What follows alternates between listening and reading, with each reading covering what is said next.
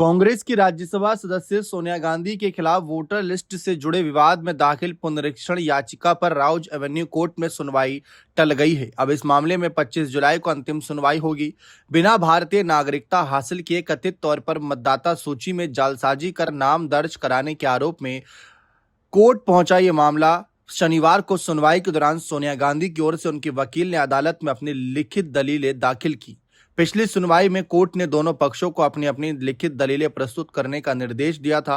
वकील विकास त्रिपाठी की ओर से दाखिल पुनरीक्षण याचिका में दावा किया गया कि सोनिया गांधी ने 30 अप्रैल 1983 को भारतीय नागरिकता हासिल की थी, जबकि उनका नाम वर्ष 1980 की मतदाता सूची में दर्ज था।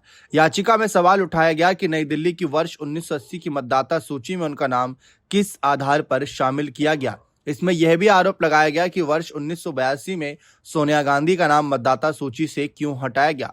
याचिकाकर्ता ने यह भी प्रश्न उठाया कि यदि उन्होंने 1983 में नागरिकता प्राप्त की थी तो 1980 में मतदाता सूची में नाम दर्ज कराने के लिए कौन से दस्तावेज प्रस्तुत किए गए थे और क्या इसके लिए कथित तौर पर फर्जी दस्तावेजों का इस्तेमाल किया गया।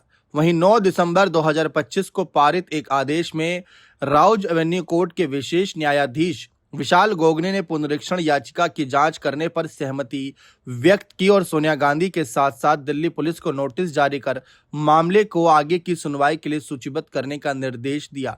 इससे पहले मजिस्ट्रेट कोर्ट ने एफआईआर दर्ज करने की मांग वाली शिकायत को यह कहते हुए खारिज कर दिया था कि न्यायपालिका ऐसी जांच शुरू नहीं कर सकती जिससे संवैधानिक अधिकारियों को स्पष्ट रूप से सौंपे गए क्षेत्रों में अनुचित अतिक्रमण हो। अदालत ने माना कि संविधान के अनुच्छेद 329 के तहत इस तरीके का हस्तक्षेप वर्जित है, जो चुनाव याचिकाओं के अलावा चुनावी मामलों में न्यायिक हस्तक्षेप को सीमित करता है।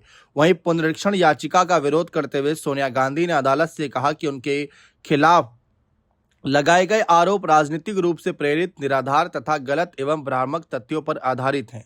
अपने जवाब में सोनिया गांधी ने कहा कि नागरिकता से संबंधित प्रश्न पूरी तरह से केंद्र सरकार के अधिकार क्षेत्र में आते हैं, जबकि मतदाता सूचियों से संबंधित विवाद भारत के चुनाव आयोग के अधिकार क्षेत्र में आते हैं। उन्होंने यह भी कहा कि जालसाजी या धोखाधड़ी के आरोपों को साबित करने के लिए कोई विश्वसनीय दस्तावेजी सबूत पेश नहीं किया गया है और उन्होंने कार्रवाई को कानूनी प्रक्रिया को दुरुपयोग बताया है।